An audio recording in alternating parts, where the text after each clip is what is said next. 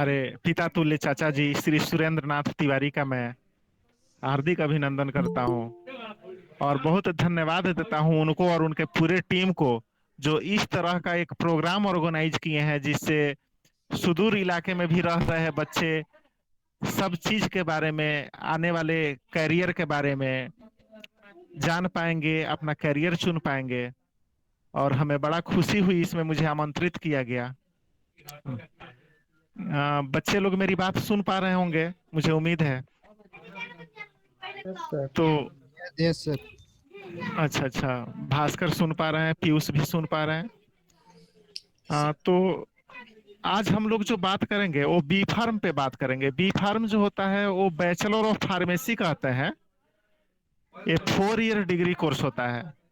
Actually इसको आप 10+2 करने के बाद साइंस स्ट्रीम के साथ यदि 10+2 करते हैं उसके बाद आप बी फार्म कर सकते हैं। तो बी फार्म जो है मतलब कि एक तरह से आप कह सकते हैं कि pharmacy is the science of medicine. Pharmacy एक ऐसा चीज है जो मेडिसिन की विज्ञान है। इसमें हम मेडिसिन के बारे में पढ़ते हैं, manufacturing dispensing of drug to prevent and cure disease.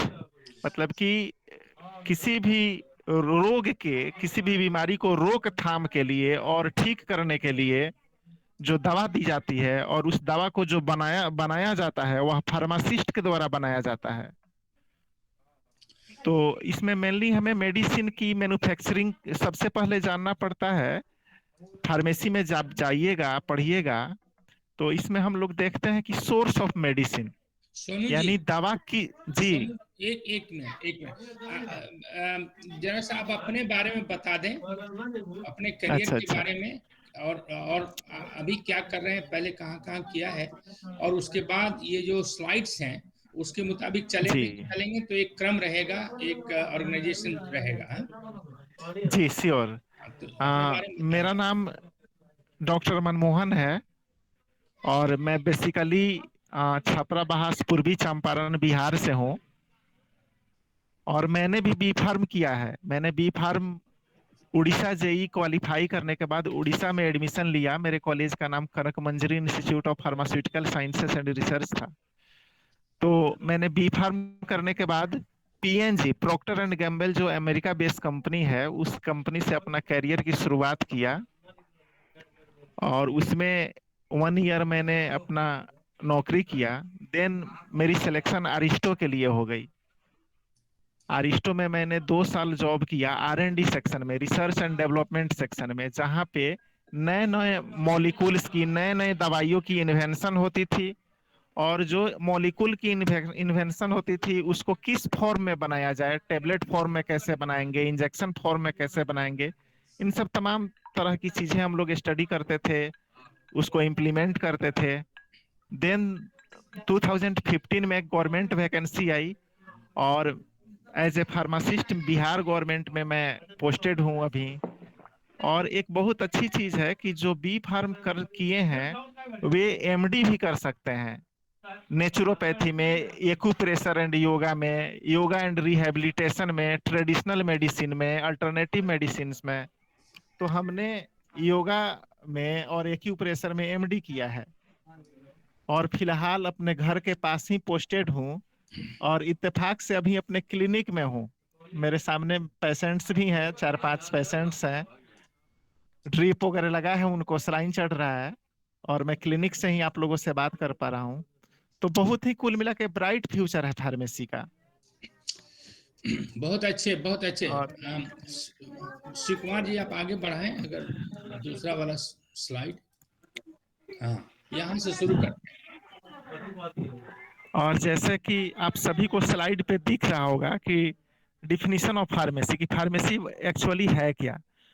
तो इसमें लिखा हुआ है कि science of manufacturing and dispensing of medicine.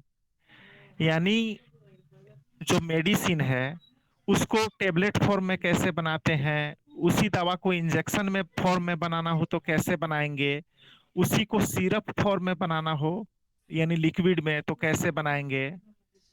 बच्चे के लिए कितने डोज में बनाएंगे, एडल्ट के लिए कितने डोज में बनाएंगे, ये सारी चीज मैन्युफैक्चरिंग में आती है।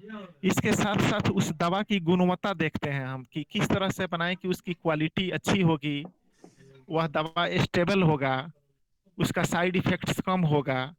इन तमाम तरह की चीजें हम लोग पढ़ते हैं। और डिस्पेंसिंग का मतलब होता है कि आप प्रेस्क्रिप्शन लेके डॉक्टर से अपना इलाज करवाते हैं, और जब मेडिकल शॉप पे जाते हैं तो वहां पे भी आपको जो दवा देते हैं वह फार्मासिस्ट ही होते हैं। तो उसको डिस्पेंसिंग कहते हैं, यानी डॉक्टर के द्वारा दी हुई दवा को पेशेंट के तक जो पहुंचाने की प्रोसेस होती है उसको डिस्पेंसिंग कहते हैं। और ये 4 ईयर डिग्री कोर्स होता है। इसमें इंडस्ट्रियल ट्रेनिंग भी होती है। इस 4 साल के बीच में एक बार सेकेंड या थर्ड ईयर में वो कॉलेज का अपना रूटीन होता है। आपको कभी कभी सेकेंड ईयर में भी भेजे जाते हैं, कभी थर्ड ईयर में भी भेजे जाते हैं। इंडस्ट्रियल ट्रेनिंग भी करवाई जाती है, हॉस्पिटल ट्रेनिंग भी करवाया जाता है।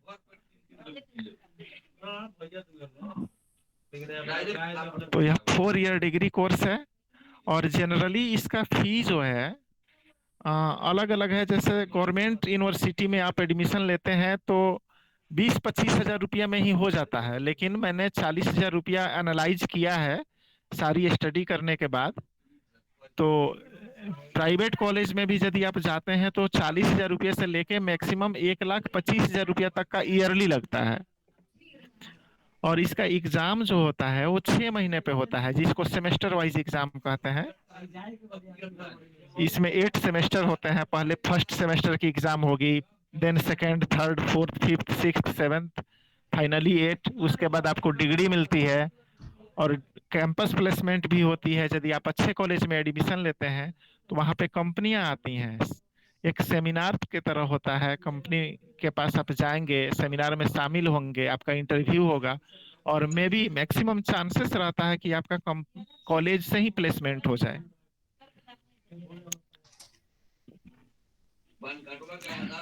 और अब एडमिशन प्रोसीजर उसका वही होता है कि आप 10+2 साइंस से किए हो, और एडमिशन लेने के लिए कॉलेजेस में नीट से एडमिशन ले सकते हैं।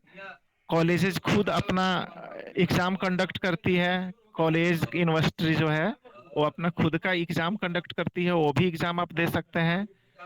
स्टेट खुद एग्जाम ऑर्गेनाइज करती है, उस एग्जाम को देके आप क्वालिफाई कर सकते हैं।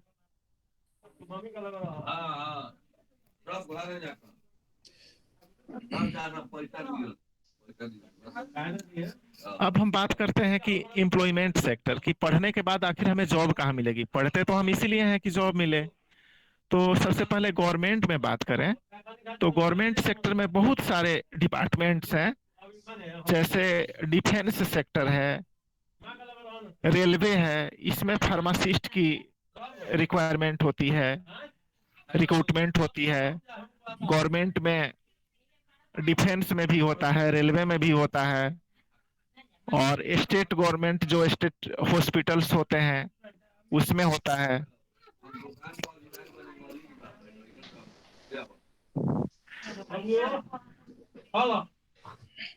आप यदि खुद का इसमें पढ़ने के बाद आप चाहें तो खुद का मेडिकल स्टोर खोल सकते हैं। और एक चीज है मैं बताना चाहूंगा, इंडिया में PPR 2015 एक ऑर्डर है सुप्रीम कोर्ट का।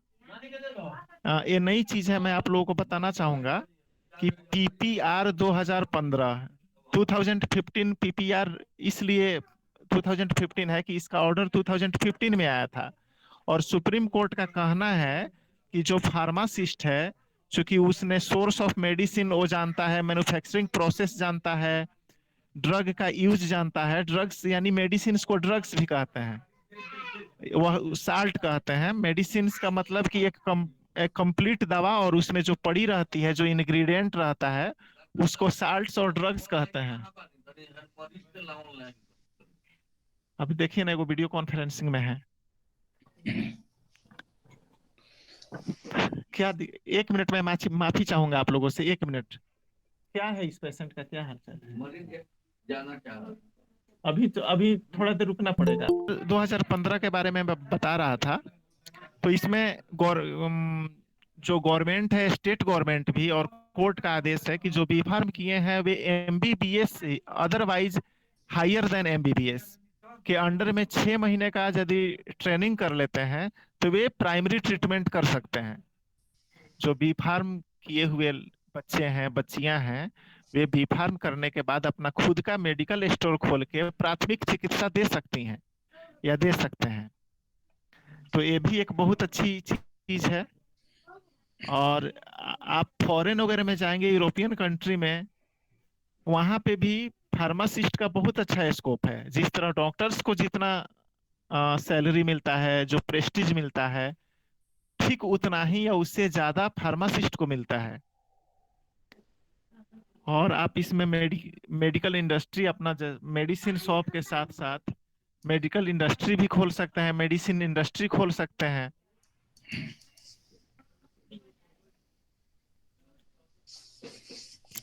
इसके अलावा जैसे आप किसी भी कॉलेज में टीचर बन सकते हैं, लेक्चरर प्रोफेसर बन सकते हैं, फार्मेसी कॉलेज में हॉस्पिटल फार्मासिस्ट की जॉब मिल सकती है।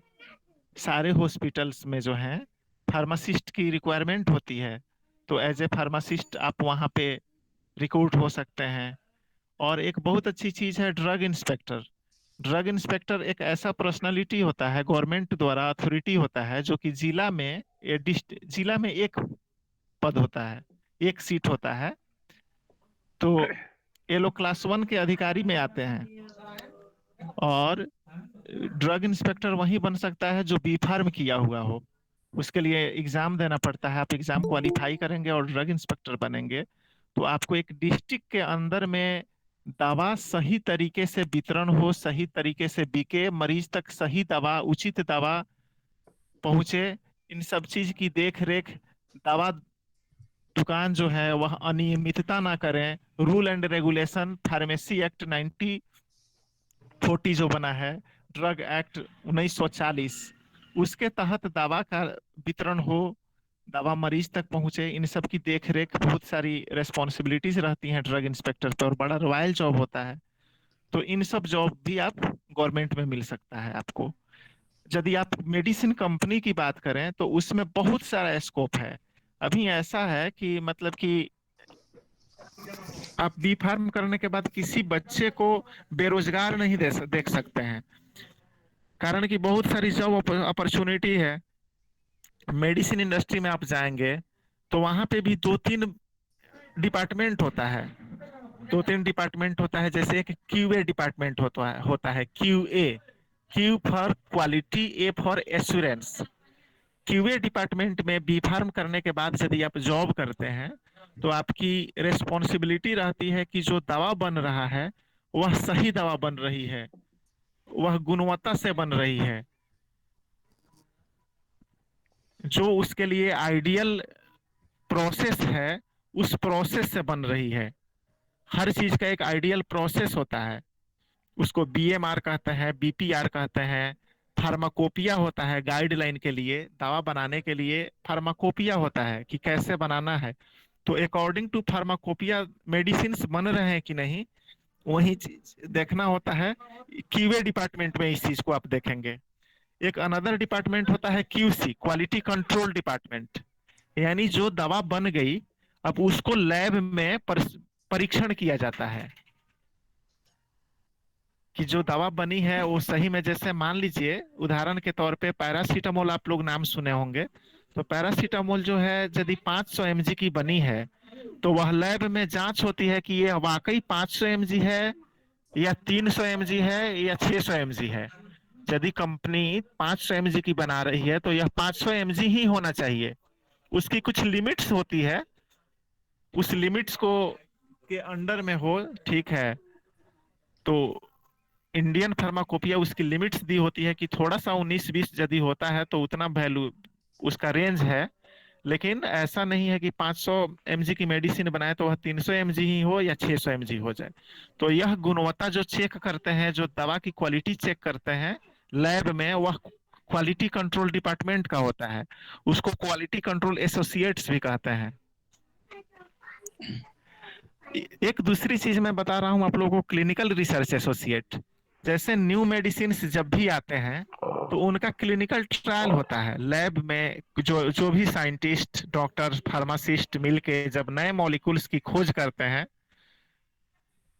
तो उसको पहले क्लिनिकल ट्रायल में भेजा जाता है। क्लिनिकल ट्रायल में होता क्या है कि कुछ एनिमल्स होते हैं, उस एनिमल्स पे हम दवा इंजेक्ट करते हैं, दवा देते हैं, और फिर उसके बॉडी में क्या क्या चेंजिंग हो रही है, उसका हार्ट बीट पे क्या असर पड़ा, उसके नर्वस सिस्टम पे क्या इम्पैक्ट पड़ा, उसके हार्मोन्स सेक्रेशन पे क्या असर पड़ा, उसके मसल्स पे क्या सेक्रेशन पड़ा, उसके ऑर्गन्स जो है उस पे क्या असर पड़ा, इन तमाम चीजों की स्टडी की जाती है। तो जो मेडिसिन बनता है, यदि न्यू मेडिसिन है तो पहले हम एनिमल्स पे उसको दे के स्टडी करते हैं। फिर कुछ वॉलंटियर्स होते हैं, वॉलंटियर कहते हैं कि वैसे लोग जिन पेशेवर होते हैं जिनको वह दवा दे के उनकी स्टडी की जाती है, और स्टडी करके हम एनालाइज करते हैं, उसका सारा डाटा तैयार करते हैं कि इस दवा खाने के बाद क्या क्या हो सकती है, क्या क्या साइड इफेक्ट्स हो रहा है। ये सब क्लिनिकल रिसर्च में होता है। और उसके नीचे जैसे आप देख रहे हैं R&D साइंटिस्ट, R&D साइंटिस्ट जैसे वही होते हैं जो R&D का मतलब होता है research and development. Her company की अपना एक R&D सेक्शन होता है जहां पे नई नई बीमारी पे स्टडी की जाती है और उसकी दवा खोजी जाती है। इसके अलावा कोई नया दवा, कोई नवा नया मॉलिक्यूल बना है तो उस मॉलिक्यूल को किस फॉर्म में हम बनाएं कि स्टेबल होगा, वह ज्यादा दिन तक स्टेबल रहेगा, उसकी गुणवत्ता बरकरार रहेगी, इन सब चीजों की स्टडी R&D सेक्शन में होती है। और फॉर्मुलेशन एंड डेवलपमेंट जो है, कृपया थोड़ा स्लाइड को पीछे करेंगे, इससे आगे, स्लाइड को इससे आगे बढ़ाएंगे एक पेज। जी थैंक यू। फॉर्मुलेशन डिपार्टमेंट में भी वही होता है कि जैसे मान लीजिए, एक उदाहरण दे रहा हूं, मॉक्सीफ्लोक्सासिन। मॉक्सीफ्लोक्सासिन क्या है? एक एंटीबायोटिक है, बीटा लैक्टम एंटीबायोटिक है। तो इसमें क्या है कि आई ड्रॉप बनता है, तो आई ड्रॉप कैसे बनाएंगे, और उसी का टेबलेट भी आता है। तो टेबलेट कैसे बनाएंगे? तो एक ही मॉलिक्यूल को अलग अलग फॉर्म में बनाने की जो स्टडी किया जाता है उसको फॉर्मुलेशन डेवलपमेंट कहते हैं। अब रह गई बात कि यदि बी फार्म करने के बाद हम आगे पढ़ना चाहें तो और क्या क्या कर सकते हैं, तो इस चीज पे अब हम प्रकाश डाल रहे हैं। जैसे बी फार्म करने के बाद सबसे पहले ऑप्शन आता है एम फार्म, कि आप बी फार्म करके एम फार्म कर सकते हैं। 2 साल का एक कोर्स होता है। बी फार्म के बाद एम फार्म कर सकते हैं। एम फार्म में भी अलग अलग ब्रांचेज होते हैं, ठीक ना। जैसे क्यूसी में आप क्वालिटी एश्योरेंस में एम फार्म कर सकते हैं। फार्माकोग्नोसी में, फार्माकोग्नोसी एक ऐसा सब्जेक्ट है जितने हर्ब्स हैं, जितने नेचुरल प्लांट्स हैं और उनसे जो मेडिसिन बनती है वह फार्माकोग्नोसी में पढ़ना है, तो उसमें आप एम फार्म कर सकते हैं। उसके बाद फार्माकोलॉजी में एम फार्म कर सकते हैं। फार्माकोलॉजी क्या होता है? फार्मा मीन्स ड्रग, और कोलॉजी का मतलब होता है स्टडी। तो ड्रग के बारे में जो आप स्टडी करते हैं उसको फार्माकोलॉजी कहते हैं। यह एक सब्जेक्ट के तौर पे बी फार्म में पढ़ना है, लेकिन एम फार्म में बहुत इनलार्ज हो जाता है, उसमें आप एम फार्म भी कर सकते हैं। उसके बाद एक और कोर्स होता है फार्म डी। फार्म डी जो है इंडिया में नया है, यूरोपियन कंट्री में तो पहले से है और इंडिया में नया आया है। इसको कहते हैं doctorate in pharmacy. Doctorate in pharmacy करने के बाद आप एज ए डॉक्टर कोई क्रिटिकल केयर में जो पेशेंट होता है तो फार्म डी जो किए रहते हैं उनके देख रेख में ही दवाइयां चलती हैं। जो मरीज कोमा में है, जो अनकॉन्शियस है,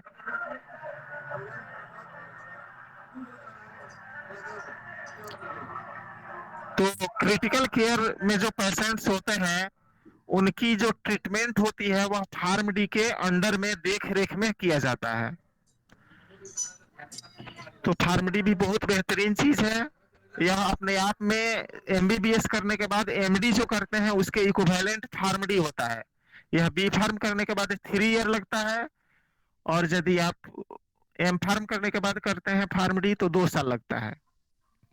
उसके बाद एक और अच्छी ऑप्शन है डीआरए, जिसको ड्रग एंड रेगुलेटरी अफेयर्स कहते हैं। डीआरए में क्या होता है बच्चों, कि जैसे मान लीजिए हम लोग इंडिया में हैं, कोई कंपनी इंडिया बेस है, मान लीजिए कि एल्केम है, सन फार्मा है। तो सन फार्मा बहुत सारी दवा बनाती है और कुछ प्रोडक्ट्स वो फॉरेन में भेजती है। तो मान लीजिए कि हमें अमेरिका में भेजना है, अमेरिका के न्यू जर्सी में भेजना है मेडिसिन, वह कंपनी की दवा न्यू जर्सी में भेजना है। तो डीआरए वाले क्या करते हैं कि न्यू जर्सी की स्टडी करेंगे कि वहां पे टेम्परेचर कितना रहता है, ह्यूमिडिटी कितना रहता है, वहां का एटमॉस्फेयर क्या है, उसके अकॉर्डिंगली हम दवा को प्रिपेयर करेंगे। यानी जिस कंट्री में हमें दवा भेजना है उस कंट्री की इन्वायरमेंट क्या है,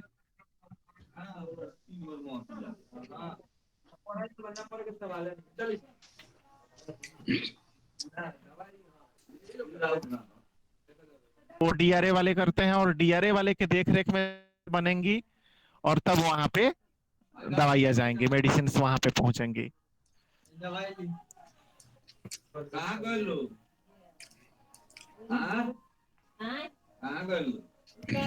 एमडी का मतलब पता है आप लोगों को कि मास्टर ऑफ मेडिसिन। यानी जिस तरह एमबीबीएस करने के बाद एमडी किया जाता है, ठीक उसी तरह बी फार्म करने के बाद भी आप एमडी कर सकते हैं, लेकिन कुछ लिमिटेड सब्जेक्ट में। आप डायरेक्ट में एमबीबीएस करने के बाद मेडिसिन में एमडी नहीं कर, जो एमबीबीएस करने के बाद एमडी मेडिसिन में करते हैं, एमएस करते हैं, बी फार्म वाले वैसे तो नहीं कर सकते, लेकिन एमडी नेचुरोपैथी में कर सकते हैं। नेचुरोपैथी यानी प्राकृतिक पद्धति होती है। तो नेचुरोपैथी में बहुत सारा ब्रांच है, जैसे एक्यूप्रेशर एंड योगा है, योगा एंड रिहेबिलिटेशन है, मेडिटेशन है, अल्टरनेटिव मेडिसिन है, ट्रेडिशनल मेडिसिन है। तो इन सब सब्जेक्ट में आप एमडी कर लेंगे, आपके नाम के साथ डॉक्टर लग जाएगा और उस चीज की प्रैक्टिस आप पूरे भारत में कहीं पे भी कर सकते हैं। और जो बी फार्म का कॉलेजेज है अप्रोक्सीमेटली एवरी स्टेट में है, सारे स्टेट में बी फार्म का कॉलेज है।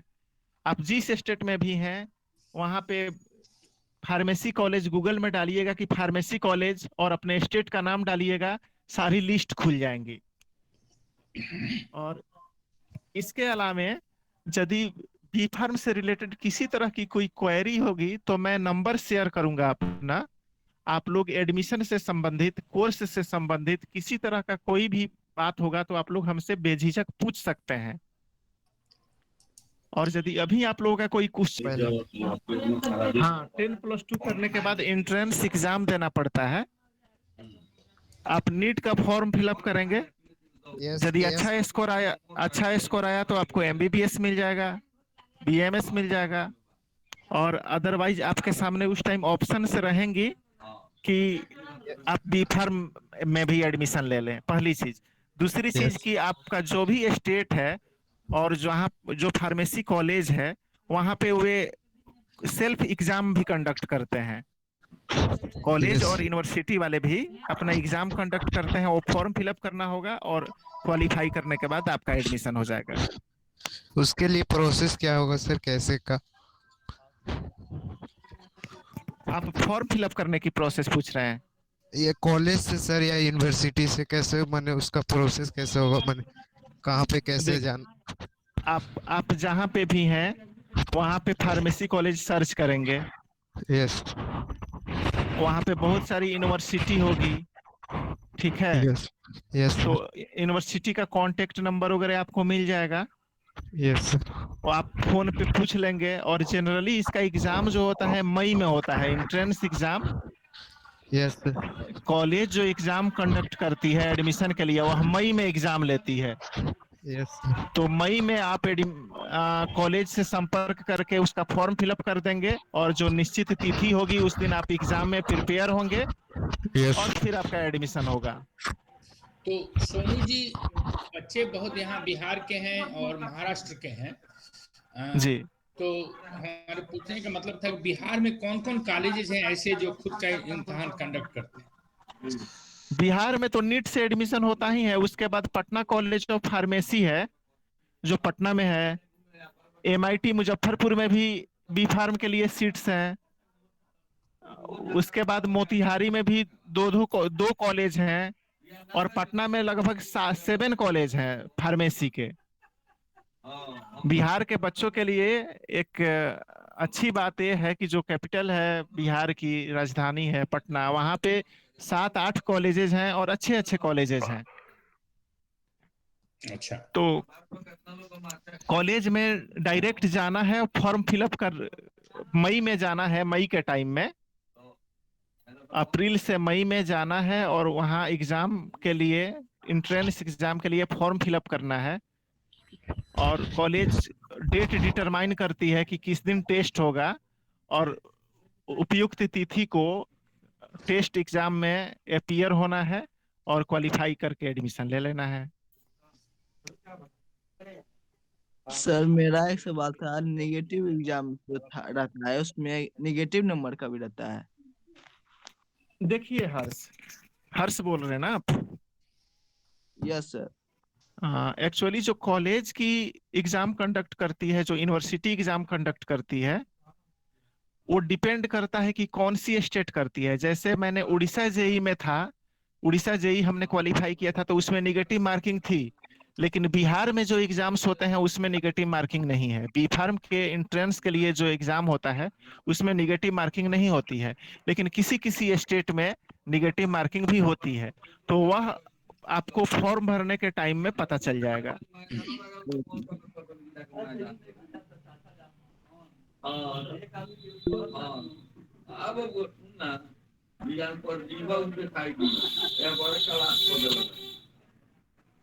इसमें प्राइवेट कॉलेज भी है या प्राइवेट कॉलेज भी है सर, सरकारी कॉलेज? दोनों कॉलेज हैं सर।